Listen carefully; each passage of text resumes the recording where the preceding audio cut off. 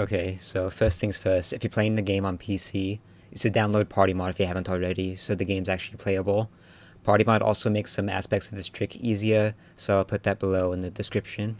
Also, there's a skip to restart cheat code in this game that lets you spawn in different locations around the map. The inputs for that should be on the screen right now, and I recommend using that for practice, because one of the spawns puts you in a convenient place right at the beginning of the train tracks. Okay, so for the goal dupe here, basically what you're doing is using the way your skater kind of magnetizes towards rails in order to go through a gap trigger twice. This trick is pretty precise, but the actual movement for it is pretty simple.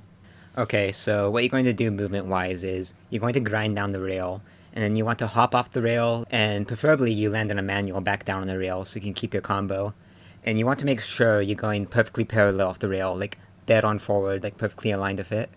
And then while holding down on the D-pad or analog or whatever you're using, you ollie, and then immediately after you ollie, you immediately hit triangle to enter a grind like as soon as possible out the jump. If your timing is off, you're just going to like ollie forward off the train tracks or something, like you're not going to get it. If you're on controller, I really recommend like clawing for this to make it easier. Okay, now it's actually aiming the grind warp that's the hard part. You pretty much just have to eyeball it, but there is a visual reference I use to make it easier. You see these shadows in the train tracks here? We want to land in between this shadow and this shadow. Preferably, we want to land closer to this shadow, further away from us. From what I've played, the sweet spot seems to be somewhere in this area. Okay, hello, from the editing booth here. I just wanted to make like another visual for this since I'm using the in-game visuals I don't think was clear enough. So, this is a top-down view I made of it in like paint.net. This is our shadow A, this is our shadow B. This one right next to each other, you see? This is a little support, keeping like the two train tracks out, because I think knowing what the support is also a good part of the visual reference. And so, yeah, we're manualing down here, and you want like grind back on, like do the ollie and hit the triangle right after, like right about here, like next 75% like of the way through this like little strip of land between Shadow A and Shadow B, you know? Yeah, you do it right here, and then this will like sends you back like this far, and then you'll continue grinding, and that's how you get like the gap trigger, which is like somewhere around here, twice. Okay, that's all.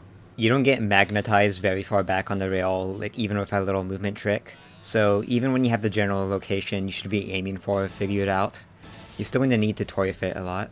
I find it helpful to use the trick string as a reference for if I have the positioning correct. If you hop off the train tracks and you only have one gap in your trick string, that means you did the grind warp too early.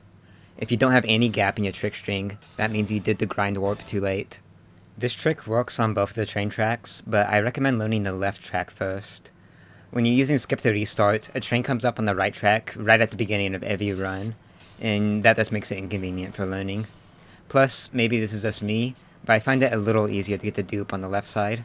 I go for the right track in all my runs now, but that's just because I think it makes scoring a bit easier. Now, I know I already recommended Party Mod at the top of the video, but aside from making the game play better on modern computers, it also adds a feature that lets you use the original textures from the PlayStation version of the game. They redid all the textures for the PC version, and it turns these shadows into these shadows. These shadows are in the same place, so you can use the same visual lineups, but it's much harder to see those little things when you're moving at full speed. You can stick with the high definition textures if you want to, but if you're having trouble actually eyeballing this stuff, it's probably best to use the original textures here to make it easier for you. That's pretty much all I need to say. If you need help getting it to work, or like, I don't know, if I forgot something like incredibly important, I don't know, just leave a comment below and I'll respond to it when I can. Okay, bye.